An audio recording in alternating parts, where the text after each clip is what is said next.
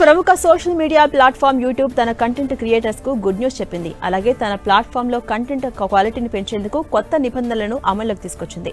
ఈ కొత్త నియమాల ప్రకారం యూట్యూబ్ మానిటైజేషన్ ను 2 దశలుగా విభజించడం జరిగింది. దీనివల్ల కొత్తగా ఛానల్ మొదలుపెట్టిన వారు త్వరగా ఆదాయం పొందే అవకాశం ఉంటుంది. మొదటి దశలో ఛానల్ కు 500 సబ్స్క్రైబర్స్, 3000 గంటల వాచ్ టైం లేదా 30 లక్షల షార్ట్ వ్యూస్ ఉంటే super thanks, channel memberships, shopping features ద్వారా నేరుగా డబ్బులు పొందవచ్చు. అయితే వీడియోల మధ్యలో వచ్చే ప్రకటనల ద్వారా పూర్తి స్థాయిలో సంపాదించాలంటే మాత్రం పాత నిబంధనల ప్రకారమే 1000 మంది సబ్స్క్రైబర్లు, 4000 గంటల వాచ్ టైం లేదా 1 కోటి షార్ట్స్ వ్యూస్ ఖచ్చితంగా ఉండాల్సిందే.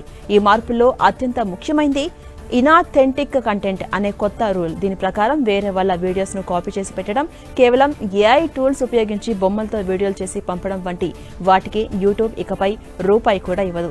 ఇక వీడియో మానిటైజేషన్ అవ్వాలంటే అందులో క్రియేటర్ యొక్క సొంత సృజనాత్మకత, వాయిస్ ఓవర్, విశ్లేషణ స్పష్టంగా ఉండాలి. అంటే వేరే సమాచారాన్ని వాడుకున్నా దానికి మీ సొంత తెలివితేటలను జోడించి ఒక కొత్త రూపం ఇస్తేనే అది అసలైన వీడియోగా పరిగణించబడుతుంది.